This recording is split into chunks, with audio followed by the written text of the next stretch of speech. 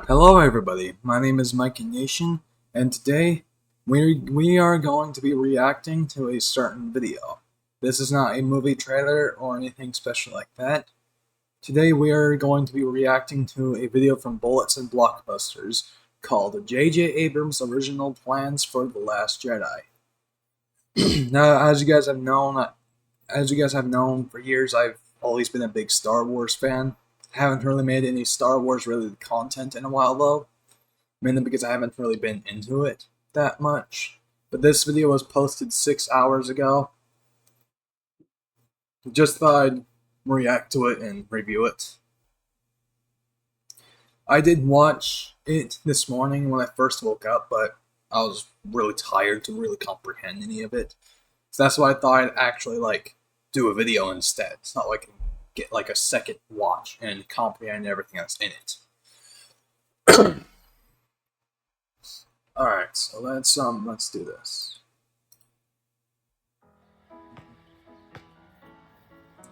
I hate advertisements. From just about anywhere. That's Xfinity Mobile. Cut your mobile bill in half. Plus, try it free for a year. Xfinity. Imagine that. These advertisements here are really, really annoying. I hate them. And they interrupt the flow of the video. But yeah, let's see We've all heard the this. story. The sequel trilogy had no plan, and JJ Abrams, Lawrence Kasdan, Kathleen Kennedy, and Rian Johnson were just making it up as they went along. But that's not entirely true. After writing The Force Awakens, Lucasfilm president Kathleen Kennedy asked Abrams and Kasdan to write treatments for the next 2 episodes, in an effort to do the very thing Lucasfilm has been wrongly criticized for not doing ever since: map out the trilogy. However, when Rian Johnson was hired to write and direct Episode 8, he asked if he could throw out those treatments and start from scratch. Kennedy gave him her blessing, and the result would become the most divisive film in the Star Wars franchise. However, what would JJ Abrams' original version of Episode 8 have been like? To find out, let's dive in and take a look at what could have been Star Wars: The Last Jedi. Now, full disclosure before we dive in, this treatment leaked several years ago, and its authenticity has never been officially confirmed or denied, but it remains a fascinating glimpse at what Episode 8. I remember this part when I first watched this video this morning, where there was a pink script that was leaked. That I did not know. I never knew there was an original script of Episode 8 leaked. The JJ Abrams version of 8 leaked. I never knew that. Still pretty cool though. I was always wondering since I was young, ever since I saw The Last Jedi, if there ever was a JJ Abrams version written. And we all knew there was, but we never knew what it was about. That's what this video is going to be going into. 8 might have looked like before Rian Johnson took the story in a completely different direction. So, as we go through it, you can judge for yourself. The script begins exactly where The Force Awakens left off, with Rey approaching Luke and handing him his old lightsaber. Except in this version, Luke is using the Force to make boulders hover around him. This is important because when Abrams was finishing up on The Force Awakens, Rian Johnson asked him to remove the hovering boulders from the end of the film, since he planned for Luke to be cut off from the Force at the start of the next one. But in this version, it's the exact opposite. Now that part we knew that JJ Abrams was intending on the hovering boulders to be there at the end of Episode 7, but Ryan decided to remove it. We knew that part. Luke welcomes Rey and explains that he's been guiding Rey through the Force, revealing that he aided her in piloting the Millennium Falcon and in her duel against Kylo Ren on Starkiller Base, seemingly killing the Mary Sue argument and explaining why she was able to do things in Episode 7 that she was never trained to do. Not only that, that does explain a lot. I mean, it looks like Rian Johnson sort of stole that idea, or took that idea and decided to make it so that Luke, I guess, helped Leia through space in 8? Or did she do that by herself? It's been a while since I've seen 8, so I don't remember if Luke helped her from Octo or if she actually did that by herself, like escaping space. Luke introduces Rey to his wife, Audra, and their 2 young children, Tyus and Kay. He also tells her that he knows about Han, before explaining to Rey that Snoke is safe on his planet. They are pretty much... Okay, if this version is true, they're pretty much doing the EU version of the sequel trilogy, but just making the two children belong to Luke instead. I know there was Ben Skywalker, I know that Luke had a wife and son, but he never had two children. In this version, they're basically just making Jason and Jaina Luke's children and making them belong in Octo. And how, and they're basically just changing their names and Luke's wife's name. Planet Sacrum, while Luke is safe on his, Octo, as both planets bleed dark and light energy respectively, which cloaks them from detection. Luke had planned to penetrate Snoke's planet with Kylo, who he trained in both the light and dark, but Kylo was ultimately too weak to resist the dark side of the Force. Meanwhile, a severely injured Kylo Ren is recuperating in a back-to-tank inside Darth Vader's castle on Mustafar. He receives biometallic skin and a horrifying new eyeball. On Sacrum, which would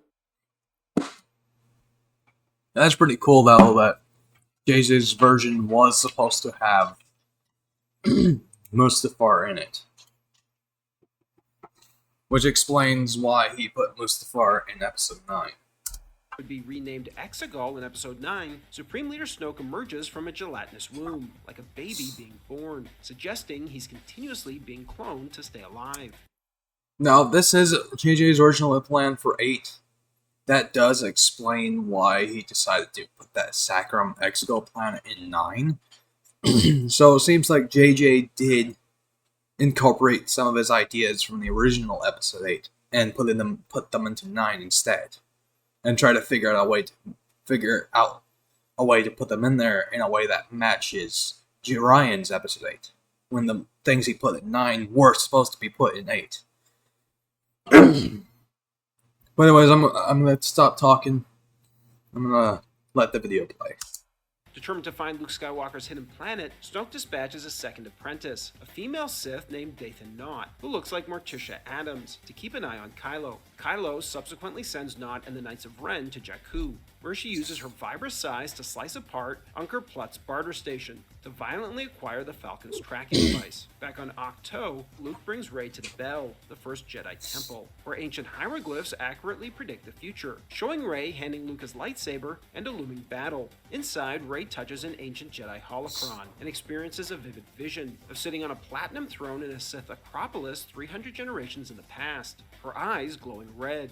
Her training continues as Luke raises a giant pyramid from the ocean, which is the second Jedi temple. Luke takes her inside to meet Ahsoka, who says she's been living here for many years away from the pressures of the galaxy. In space, the Resistance executes a daring trap. General Leia lures General Hux's flagship Star Destroyer, the Siege, into uncharted space. During a brief... Sorry to pause again. I know we're only 3 minutes into the video, but Ahsoka being in this script is a surprise to me.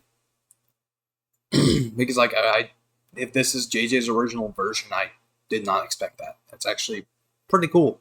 If this script is real. skirmish, BB-8 infiltrates the Siege, reverse engineers their navicomputer, and forces the massive Star Destroyer directly into a black hole. As the ship is crushed, General Hux dies, while Captain Phasma escapes into hyperspace, with BB-8 accidentally stowed on her ship. Amidst the chaos, a First Order protocol droid defects to Leia's ship. The droid reveals that Snoke is hiding a priceless secret weapon on Sacrum. Because Sacrum is heavily shielded, the protocol droid provides Leia with a vial of artificially engineered Sith blood, which is required for anyone to visit the planet undetected, and also why Luke was training Kylo to infiltrate the planet, as he has the Sith blood of his grandfather, Darth Vader. Leia immediately hires bounty hunters, injects them with the blood, and sends them to retrieve the artifact. Meanwhile, Phasma discovers BB-8, hacks his memory banks to find Octo's coordinates, and trashes him. Before fizzling out, BB-8 manages to send a distress signal to Poe and Finn, who receive the message and chase after Phasma's ship. On Octo, Rey bonds deeply with Luke's family and Ahsoka. They even throw her a birthday party where Audra gives her a refashioned version of Luke's Black Jedi outfit. Emotional, Rey admits that this is the family she always wanted. As Luke trains her, they take time to visit an ancient Jedi graveyard to mourn Han Solo. While they're there, Rey finds the grave of an ancient Sith witch, who turned to the light side, named Talston Lit. Soon after, sirens blare from the bell. Kylo Ren has found the planet thanks to the recovered Falcon tracking device. Kylo arrives in a TIE Executor alongside Dathan Knott and the Knights of Ren. Chewbacca pilots the Millennium Falcon and shoots Kylo out of the sky, sending him crashing into the water below, as a massive battle unfolds across the island. Luke easily massacres the Knights of Ren using Force Push and Force Lightning, while Ahsoka duels Dathan Knott, eventually knocking her unconscious and hanging her upside down with a rope. As Kylo escapes the wreckage, he races to the bell, while Rey pursues him. In orbit, Captain Phasma prepares to glass the island, but Poe, Finn, and their squadron of X-Wings arrive just in time to cripple her ship and rescue BB-8. Inside the bell, Kylo grabs the ancient Jedi holocron, but Rey force pushes it out of his hands as they begin to duel. Eventually, Kylo disarms Rey and raises his lightsaber for the killing blow. Suddenly, Luke's son Tyus steps out from the shadows and stops both from moving using the Force. Then Luke's daughter hits a button on the wall that seals them behind a red force field. However, Kylo is fighting the Force stasis as he inches his blade closer to Rey's neck. Desperate, she grabs the ancient Jedi. Okay, that is pretty cool that, it seems like Kylo wanted to find Luke not to kill him, but to find a holocron there. If that was the original plan, then it's actually pretty freaking cool. I like that. But this version, that seems like, doesn't explain why Luke hid on Octo in the first place. It seems like JJ never... If this was his original script, it seems like JJ isn't really explaining that part yet. Holocron before flickering and disappearing entirely, leaving Kylo Ren dumbfounded and trapped as Luke's prisoner. At the same time on Sacrum, Leia's bounty hunter strike team is decimated by Snoke's royal guards. However, one bounty hunter breaches the laboratory and takes a holographic photo of the artifact before Snoke breaks his neck. The transmission reaches Leia and Admiral Akbar, who look on shocked. Snoke's secret artifact is Luke Skywalker's severed hand. This is important because at one point, JJ Abrams had The Force Awakens opening with Luke's severed hand clutching his lightsaber floating in space. The film ends with Rey materializing exactly where her earlier vision showed her, 300 generations in the past, sitting on a platinum throne in the Sith Acropolis of the Old Republic. Her eyes glow red as loyal subjects bow and chant before her, shaken and... Okay, so that does also explain why Exegol exists in 9, and why there's a bunch of Sith cultists everywhere in 9. So it seems like I said, a lot of the things that were in JJ Abrams' The Rise of Skywalker were things that were supposed to be in JJ Abrams' Episode 8, if this was the plan. And horrified, Rey realizes she's trapped in the past, and that she's actually the ancient Sith witch whose grave she found earlier, Talston Lit. Episode 9 would have opened with a... That's actually pretty weird how she's actually a reincarnation of a past Sith/Jedi, I guess. I mean, I guess it explains why she just naturally turned to the dark side in 7. Well, not turned to the dark side, but, channeled a bit of her dark sideness. I guess it explains some things. It's definitely a better twist than her being a Palpatine or being a no one. Flashback, showing Snoke abducting Ben Solo from Luke's Jedi Academy before destroying it. Luke's wife Audra takes an axe and smashes open the mausoleum of Talston Lit, finding Rey covered in ashes. Rey reveals through flashbacks that she awoke hundreds of years ago on a platinum throne, when the island was a gigantic Sith Acropolis. Through her time in the past, Rey learned that the Skywalkers and Palpatines have been galactic rivals for ages, and that Anakin's mother Shmi was a forgotten princess of an extinct dynasty. Not only that, but Palpatine has been cloning himself repeatedly over the years on Sacrum, which is basically Exegol in the final film. Talston Lit, whose body Rey possessed in the past, is one of the Palpatine clone's children. While she was in the past, Rey cut herself... Wait, what the fuck is she mean? Sorry, again, guys. I gotta make this little note here, what is Shmi again? Not only that, but Palpatine has been cloning himself repeatedly over the years on Sacrum, which is basically Exegol in the final film. Talston Lit, whose body over the years of an galactic rivals for ages, and that Anakin's mother Shmi was a forgotten princess of an extinct dynasty. What the fuck is that bullshit? In this original version of 9, Shmi is the forgotten princess of a forgotten dynasty or some shit. What the fuck kind of bullshit is that? Not only that, but Palpatine has been cloning himself repeatedly over the years on Sacrum, which is basically Exegol in the final film. Talston Lit, whose body Rey possessed in the past, is one of the Palpatine clone's children. So it seems like Palpatine was always part of the plan too. JJ Abrams' plan, anyways. While she was in the past, Rey cut herself and gave a vial of her blood, or rather the blood of the body she's possessing, Talston Lit, with instructions to be cloned in the future like Palpatine, and dropped on Jakku as a child, That shit just sounds so confusing. fulfilling the time loop and her destiny. So it seems Rey is literally a clone of Talston Lit, the ancient Sith witch and daughter of one of the Palpatine clones, who turned to the light side and is now buried on Acto. Not only Okay, so she was supposed to be a Palpatine, but in a different way. Kind of weird, kind of crazy, but at least that was actually somewhat planned. But then again, that doesn't explain why Daisy Ridley decided to reveal that Rey Palpatine wasn't picked right away. Maybe it was, like, maybe JJ, since Ryan ruined his plans, maybe decided to want to go the different route, but then decided to stay with his original plan to keep her a Palpatine. I guess. that, Leia confirms a secret kept by the Alderaan aristocracy. The original Alderaan was never destroyed by the Death Star. It was another planet given that name, while the real Alderaan was renamed Hartik to hide its identity and location. On Cloud City, Lando Calrissian tells Leia and Admiral Akbar that Snoke seized the Camino cloning facility years ago, enslaving the population to work on his cloning initiatives on Sacrum. That, Alderaan, that real Alderaan, fake Alderaan thing is kind of dumb because they even confirmed in episode 3 that it is Alderaan. That's not some fake ass version of it. And if that were a fake ass version of it, Leia basically just doomed her father and mother in episode 4 then, if this is a real script. For the 9 anyways. JJ Abrams at 9.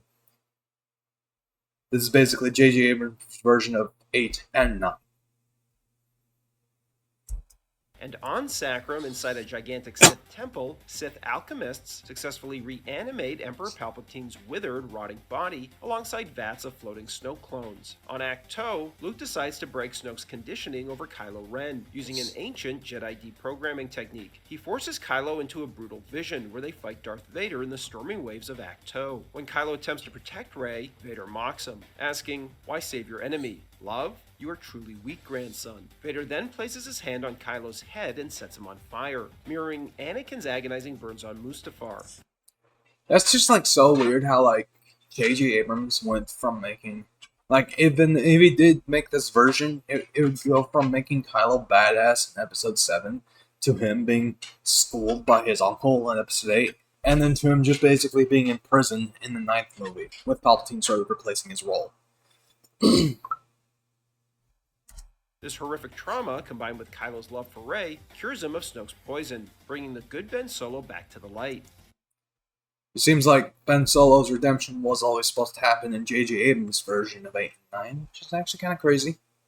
Still cool though. Rey, Luke, Ben, Chewie, Ahsoka, Finn, and Poe then retrieve a lost and abandoned Star Destroyer and rendezvous with Leia and Lando's resistance forces for an all-out attack on Sacrum. On Sacrum, a newly hatched Snoke clone carries the reanimated Palpatine to his throne, where he activates 10 Darkseid clones with red lightsabers. During the assault on Sacrum, they're met by First Order forces, while Captain Phasma loads the Dark clones created on Sacrum into a heavy assault craft, before crashing it directly through the Star Destroyer's hangar bay shields, initiating a massive lightsaber battle with Ahsoka. Finn and Captain Phasma disarm each other and fight brutally with hatches, before Finn smashes Phasma's helmet off, revealing her scarred face. Seeing her vulnerability brings a tear to his eye. He drops his hatchet and extends his hand in friendship. Phasma, dying, takes his hand with remorse and passes away. Luke, Rey, and Ben land on Sacrum's surface, where Luke engages Snoke in a lightsaber duel, while Rey and Ben head deep underground to confront Emperor Palpatine, who is confined to a mechanical chair full of wires and hoses. Palpatine uses his Dark Force abilities to puppet Ben Solo's arms and legs,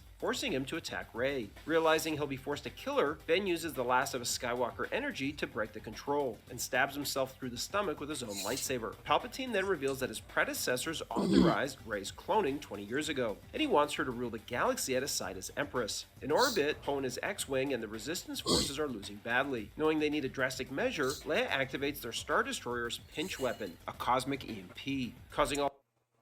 Okay, it seems like in this version of Episode 9 that follows JJ Abrams' version of 8, it feels to me that Palpatine was just kind of randomly added in JJ's version of the 9. Like, if you want to make, like, Rey a clone of an ancient Sith witch, just keep it like that. I think that's good enough. Like, Snoke being clone makes sense. You might as well just keep it like that.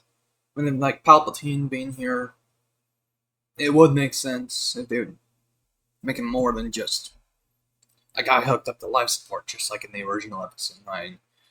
It seems like from these plot lines that we're seeing of J.J. Abrams' versions of 8 and 9, with The Rise of Skywalker, it seems like he just combined his version of Episode 8 with his version of Episode 9, both together. It seems like a lot of this is very similar to The Rise of Skywalker.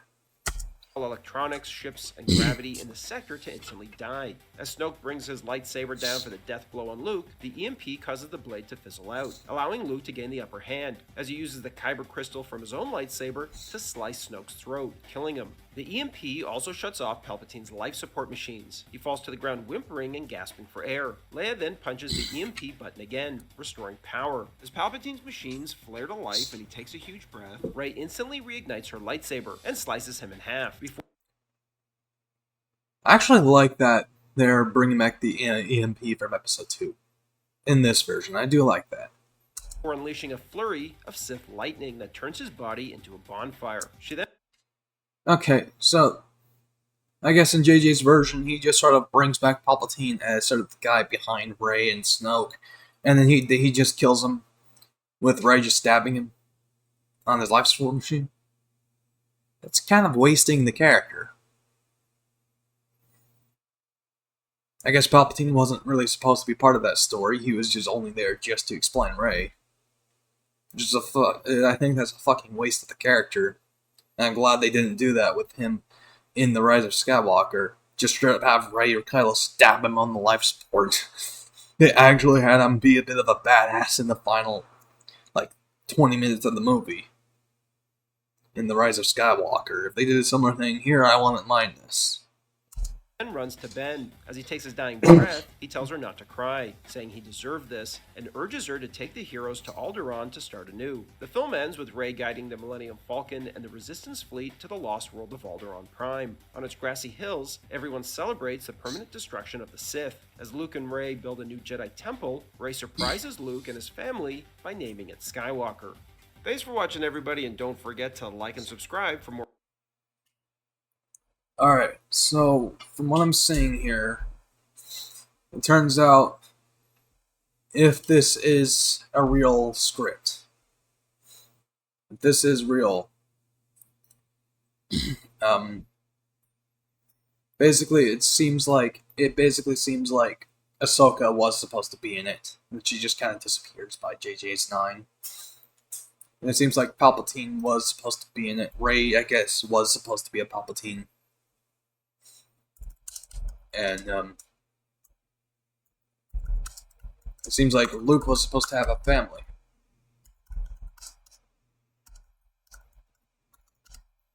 I don't know if I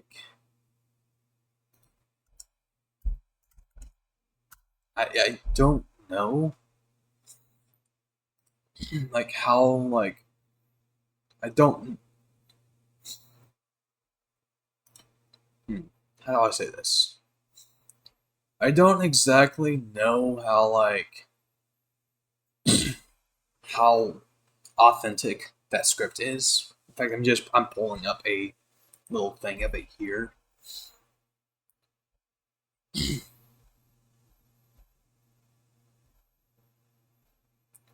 But I feel like JJ's version of Episode 8 is far better than Ryan's version, I will say. It is way better. But I don't like what JJ did. Is like in his treatment, I don't like what he did with episode 9 in his follow up, or in his episode 9 that's a follow up to his episode 8. I don't really like what he did there. Like, yeah, I think it's far better than how they just went on the fly with it.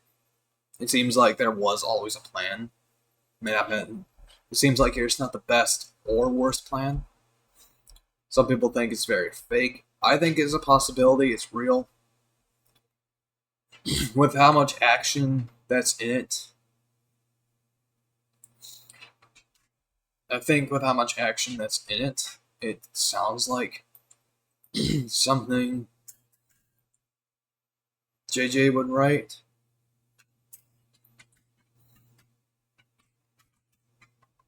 Sounds like it's how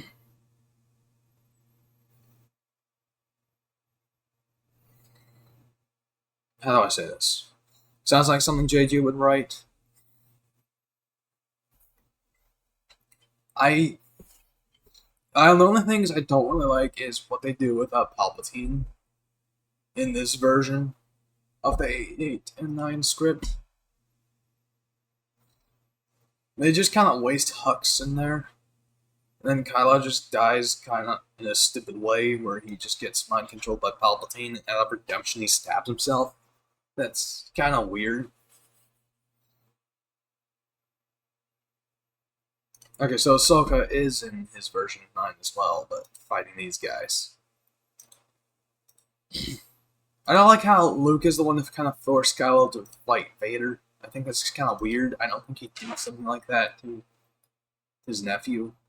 I get it's supposed to be a test to kind of force him to come back to the light side in JJ's version. But I still think it's weird. I think it's really weird. So, like, there's good things and bad things in this script. I feel like this kind of treatment can easily be turned into, like, a machinima fan film. Because of how cool the idea is, but I don't know. But yeah, that was interesting. It was okay.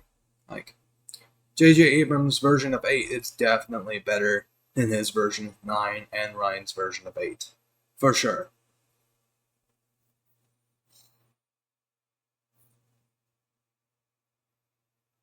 Like, it seems like if this was the timeline where JJ Abrams made 8 and 9 like this, like how this guy won over them, it seems like episode 7 and 8 would have been the good ones of the trilogy, and 9, I don't think 9 would have still been received as well. I think 9 probably would have been received better in this kind of format because, you know, it seems like it would have actually been planned out.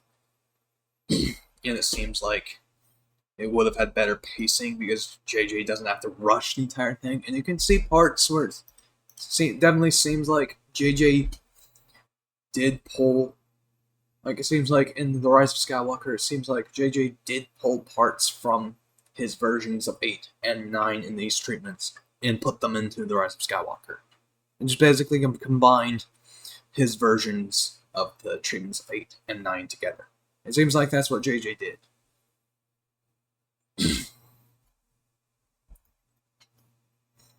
But, yeah, that's pretty much what I think of it. Alright. If you guys like this video, please drop a like, a comment, and subscribe to my channel for more videos like this. And, have a great day. Bye now.